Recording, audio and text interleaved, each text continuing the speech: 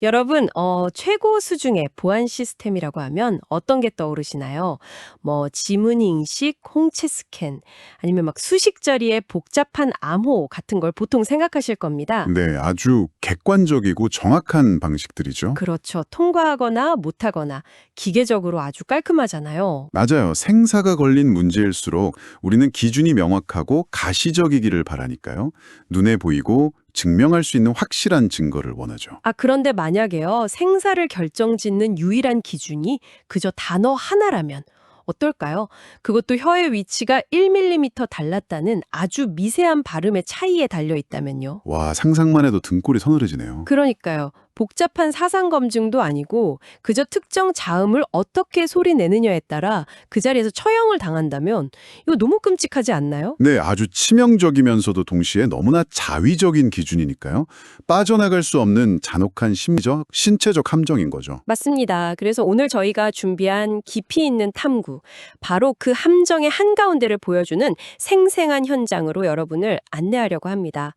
수천 년 전 고대 중동의 기록인 사사기 12장이라는 아주 짧고 강렬한 텍스트입니다. 네, 기대가 되네요. 오늘 이 오래된 기록을 통해서요, 인간의 밑바닥에 깔린 질투, 또 잔혹하게 무기화된 언어, 그리고 피비린내 나는 전쟁 직후에 슬며시 등장하는 그 권력과 부의 독점 메커니즘을 아주 낱낱이 해부해 볼 겁니다. 이 기록은 이제 단순히 먼지가 켜켜이 쌓인 옛날 이야기거든요. 아주 치명적인 파국을 맞이한 내부 갈등에 대한 뭐랄까 소름 돋는 심리 보고서에 가깝습니다. 심리 보고서요? 네, 수만 명의 목숨을 앗아간 단어 하나, 그리고 그 비극 직후에 나열되는 기묘한 지표들을 가만히 연결해 보면요. 시대를 초월해서 반복되는 인간 본성과 권력에 민낯을 와주하게 되실 겁니다. 자, 그럼 곧바로 사건의 현장으로 들어가 보죠. 무대는 고대 이스라엘입니다. 입다라는 이름의 길르앗 지역 출신 인물이 등장하거든요. 이 사람이 암몬이라는 외부 세력과의 끔찍한 전투에서 막 대승을 거두고 돌아옵니다.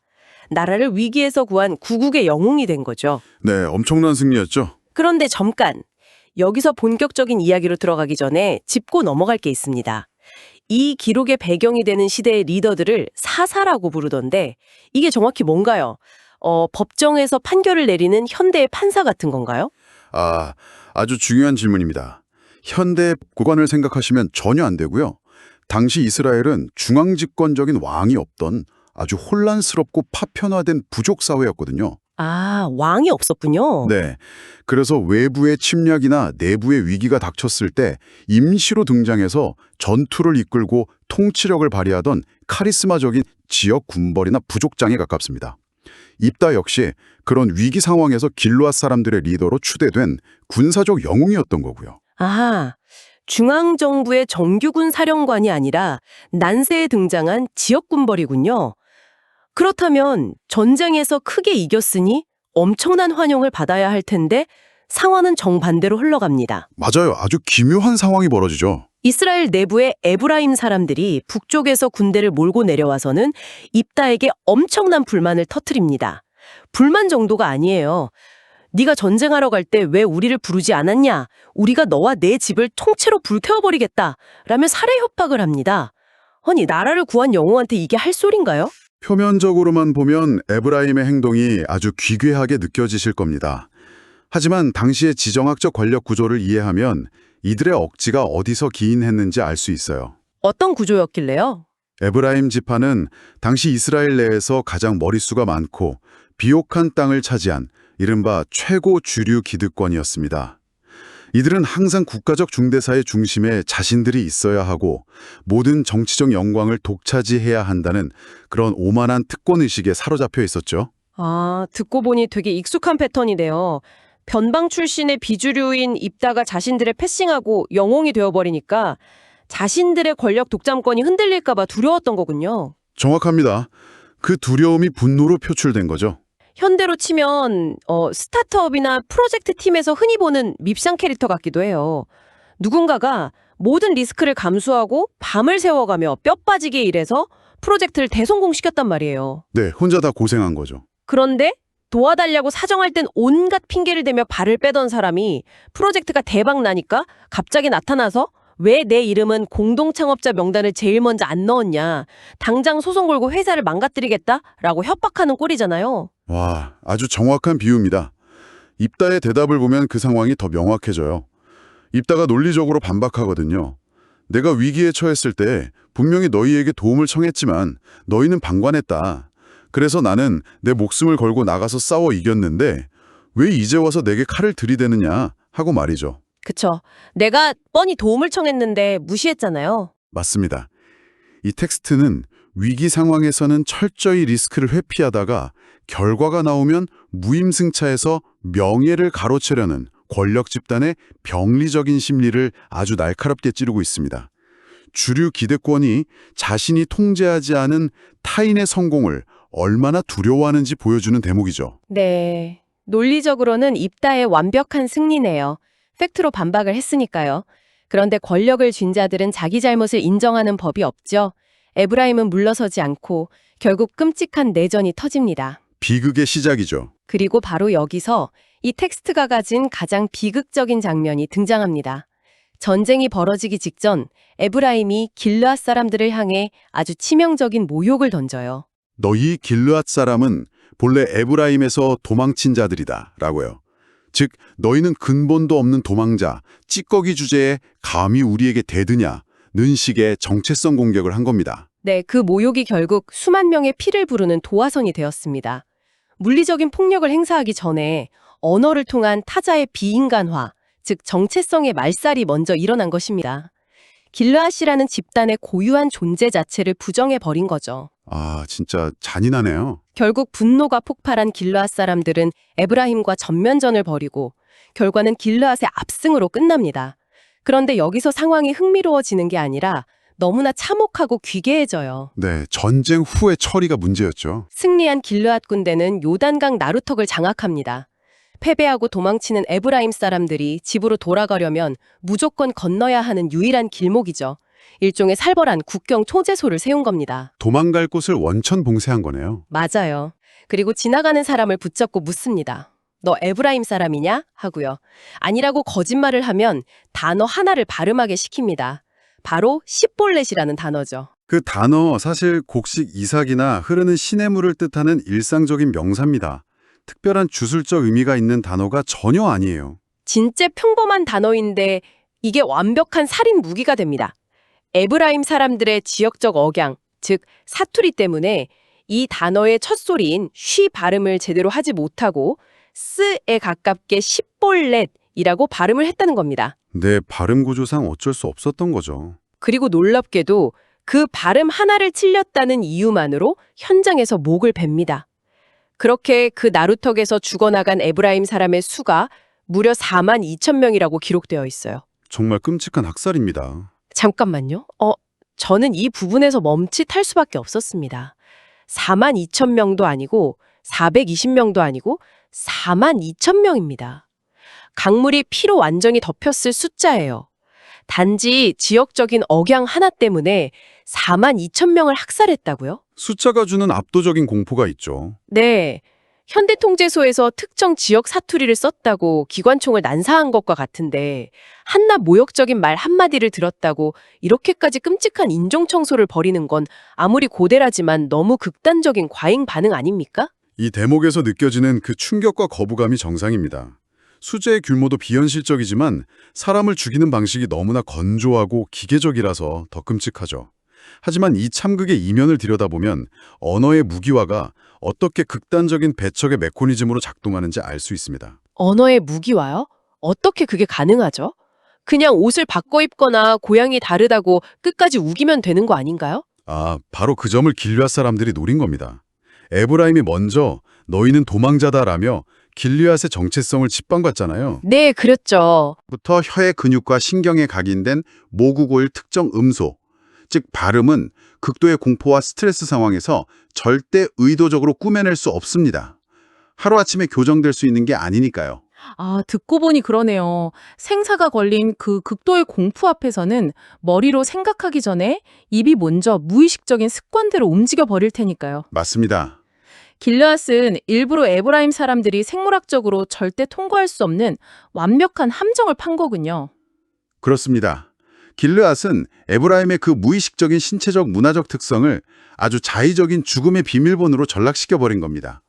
이것은 심리학에서 말하는 사소한 차이의 나르시시즘이 극단화된 형태입니다. 사소한 차이의 나르시시즘이요? 네. 피부색이나 외모가 완전히 다른 외부의 적과 싸울 때보다 원래 하나의 민족이었던 내부 집단이 분열할 때 갈등은 훨씬 더 잔혹해집니다. 나와 타자를 완벽하게 분리하기 위해 혁대태 1mm라는 아주 사소한 차이점을 현미경으로 들여다보며 죽일 이유로 만들어낸 것이죠. 아, 같은 민족이니까 억지로라도 차이를 만들어내야 했던 거군요. 네, 42,000명이라는 숫자는 바로 그 혐오와 내부 분열이 얼마나 맹목적인 파국으로 치닫는지를 웅변하는 지표입니다. 정말 섬뜩하네요. 혀 끝에서 만들어진 작은 공기의 마찰음 하나가 42,000명의 생사를 가르고 강을 피로 물들였습니다. 비극의 결정체죠. 진짜 무서운 적은 국경 밖의 이방인이 아니라 어제까지 형제라 불렀던 사람들 사이에 작은 차이를 견디지 못하고 죽여 마땅한 타자로 규정해버리는 우리 안의 혐오라는 생각이 듭니다. 이 시볼렛 사건은 그 역사적 충격 때문에 오늘날까지도 언어나 문화적, 정치적 차이를 이유로 특정 집단을 배척하고 구별짓는 모든 형태의 폭력적 기준을 상징하는 대명사로 쓰이고 있죠. 자, 그런데 여기서 이야기의 흐름이 아주 기묘하게 꺾입니다. 피가 튀기고 수만 명이 학살당하는 이 잔혹한 피해 복수극 직후의 기록을 보면 전혀 예상치 못한 방향으로 전개돼요. 분위기가 확 반전되죠. 강물이 피로 물들었으니 당연히 국가적인 애도 기간을 가지거나 폐허가 된 영토를 재건하는 이야기가 나와야 할 것 같잖아요. 그런데 갑자기 텍스트가 무슨 고대판 포브스 선정 부자 리스트나 재벌가의 가계도를 읽는 것처럼 분위기가 바뀝니다. 입단은 6년 만에 죽고 그 뒤를 이은 새로운 사사들의 행적이 나열되거든요. 구체적으로 어떤 내용들이 기록되어 있죠? 입산이라는 사사가 등장하는데 아들이 30명, 딸이 30명이었대요. 자식이 무려 60명입니다. 그런데 이상한 건 이 60명의 자식들을 전부 타국, 즉 자기 부족 밖의 사람들과 시집장가를 보냈답니다. 흥미로운 부분이죠. 솔직히 저는 이 부분이 좀 이해가 안 갔습니다. 보통 고대의 군벌이나 리더라고 하면 아들들을 자기 곁에 두고 훈련시켜서 강력한 친위대나 군대를 만들어야 하는 것 아닌가요? 왜 금쪽 같은 자식들을 전부 외부로 뿔뿔이 흩어버렸을까요? 아주 예리한 지적입니다. 말씀하신 것처럼 전투력을 키우는 게 목적이라면 자식들을 곁에 두는 게 맞겠죠. 하지만 여기서 입산이 60명의 자녀를 전부 외부로 혼인시켰다는 건 군사력에 의존하던 시대가 끝났음을 의미합니다. 이건 거대한 정치적 카르텔을 형성하는 메커니즘이에요. 정치적 카르텔이요. 고작 결혼을 시킨 것뿐인데요. 고대 혼인은 개인 간의 결합이 아니라 집단과 집단 간의 불가침 조약이자 상호 인질 교환의 성격을 띱니다. 아, 상호 인질. 네, 입다의 시대를 떠올려 보시죠. 입다는 혼자만의 군사적 능력으로 영웅이 되었지만 지지 기반이 약했기 때문에 결국 에브라임과 목숨을 건 피비린내 나는 내전을 치러야 했습니다. 맞아요. 뒷배가 없었으니까요. 하지만 입사는 60번의 정략 결혼을 통해 주변의 수많은 유력 가문들과 촘촘한 혈연 네트워크를 구축한 겁니다. 사돈을 맺은 부족들끼리는 쉽게 전쟁을 일으킬 수 없으니까요. 얼치고 설킨 관계망을 만든 거군요. 그렇습니다. 피를 흘리며 칼로 싸우는 불안정한 권력 대신 혼인이라는 제도를 통해 자신을 위협할 수 있는 경쟁자들을 모두 기득권 카르텔 안으로 포섭해버린 고도의 정치적 장치인 셈입니다. 와, 그러니까 60번의 결혼식이 사실은 60번의 평화 조약이자 권력의 방어막이었던 거군요. 칼 대신 인맥으로 권력을 지켰다니 소름이 돋습니다. 영리하면서고 무서운 방식이죠. 그런데 그 뒤를 이은 압돈이라는 사사의 기록을 보면 한술 더 띱니다. 이 사람은 아들이 40명, 손자가 30명인데 이 70명의 자손들이 전부 어린 나귀 70匹를 타고 다녔다고 기록되어 있습니다. 엄청난 과시욕이죠. 처음 이 구절을 읽었을 때는 막 현대의 재벌 섬세들이 최고급 한정판 스포츠카를 인당 한 대씩 뽑아서 타고 다니며 부를 과시하는 모습이 떠올랐습니다. 단체로 나귀를 타고 다니는 플렉스인가 싶었는데 이 역시 단순한 자랑이 아니겠군요. 네, 단순한 스포츠카 수집과는 차원이 다른 이야기입니다. 고대 농경사회에서 나귀는 가장 중요한 이동수단이자 짐을 나르는 핵심 동력이었습니다. 아, 물류의 핵심이었군요. 오늘날로 치면 한 가문의 자손 70명이 그 지역의 상거래와 유통을 장악할 수 있는 거대한 대형 트럭 물류 네트워크를 1인당 하나씩 독점하고 있다는 뜻입니다. 단순한 사치품이 아니라 그 지역의 경제 핏줄을 완전히 장악했다는 의미네요. 맞습니다. 압도네 가문이 세대를 거듭하며 군사적 폭력 없이도 엄청난 부를 세습하고 그 경제력을 바탕으로 확고한 통치 권력을 누렸음을 보여주는 겁니다. 그렇군요. 이 건조한 기록들이 우리에게 고발하는 바는 아주 명확합니다. 십볼렛 사건으로 4만 2천 명이 학살당하는 끔찍한 종족상잔의 피바람이 휩쓸고 지나간 자리에 남은 것은 화해나 공동체의 회복이 아니었습니다. 회복이 아니라면요? 소수의 기득권들이 수십 번의 정략 결혼과 경제적 독점을 통해 자기 가문의 부와 권력만을 공고히 세습하는 완벽하게 닫힌 사회가 도래했음을 이 기묘한 부자 리스트가 묵묵히 폭로하고 있는 것이죠. 와, 전율이이네요. 피를 흘리는 칼의 전쟁에서 돈과 혈연으로 성벽을 쌓는 계급의 전쟁으로 권력의 형태가 진화한 거네요. 네, 훨씬 더 교묘해진 거죠. 결국 이 사사기 12장이라는 짧은 기록은 박물관 진열장 안에 갇힌 고대인들의 야만적인 역사가 아닙니다. 가만히 듣고 있다 보면 시공간만 바뀌었을 뿐 지금 우리가 살아가고 있는 현대사회의 심리와 구조가 아주 섬뜩할 정도로 똑같이 돌아가고 있다는 걸 깨닫게 됩니다. 그렇습니다. 인간이 권력을 탐하고 타인을 배척하며 기득권을 지키려 하는 근본적인 메커니즘은 수천 년 전이나 지금이나 놀랍도록 일치하거든요. 위험은 회피하면서 타인의 성과를 가로채려는 에브라임의 뻔뻔한 특권의식은 오늘날 수많은 조직과 정치판에서 매일같이 벌어지는 일입니다. 아주 흔한 일이죠. 그리고 경제적 독점과 정략적인 네트워크로 자신들만의 견고한 카르텔을 구축하고 부를 세습하는 입산과 압돈의 모습은 계층 이동의 사다리가 끊어지고 불평등이 심화된 우리 사회의 씁쓸한 단면을 거울처럼 비춰주고 있고요.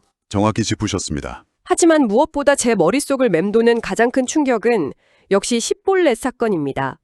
혀끝에서 나오는 1mm의 미세한 발음 차이로 타인을 우리와 적으로 가르고 그 차이를 이유로 철저하게 배척하고 학살했던 그 광기의 메커니즘 말입니다. 가장 뼈아픈 교훈이죠. 자, 이 텀구를 마무리하며 듣고 계신 여러분의 일상으로 시선을 한번 돌려볼까요? 수천 년 전 요단강 나루터에서는 십볼렛이라는 단어 하나를 제대로 발음하지 못했다는 이유로 4만 2천 명이 목을 베었습니다. 그렇다면 오늘날 우리가 살아가는 이 사회, 우리의 직장, 우리의 온라인 공간에는 과연 어떤 보이지 않는 십볼렛이 존재하고 있을까요? 끊임없이 우리를 나누는 기준들이 있죠. 우리는 상대방이 무심코 사용하는 단어 하나, 입고 있는 옷의 브랜드 상표, 살고 있는 동네의 우편번호, 심지어 SNS에 달아놓은 해시태그 하나를 보고 아주 빠르고 기계적인 판결을 내리고 있지 않습니까? 아, 너는 우리 편이구나. 아니면 너는 배척하고 조롱해야 할 타인이구나 하고 말이죠. 스스로를 돌아보게 만드는 질문이네요. 청취자 여러분, 매일 누군가를 평가할 때 어떤 사소하고 자위적인 십볼렛을 들이대며 심판하고 계십니까? 그리고 그 기준이 수천 년 전 칼을 들고 서서 타인의 혀끝을 감시하던 길르앗 사람들의 그것보다 훨씬 합리적이고 정당하다고 정말 확신할 수 있나요? 쉽게 대답하기 어려운 문제일 겁니다. 작동하고 있을지도 모릅니다. 오늘의 깊이 있는 탐구는 여기서 마치겠습니다. 함께해 주셔서 감사합니다.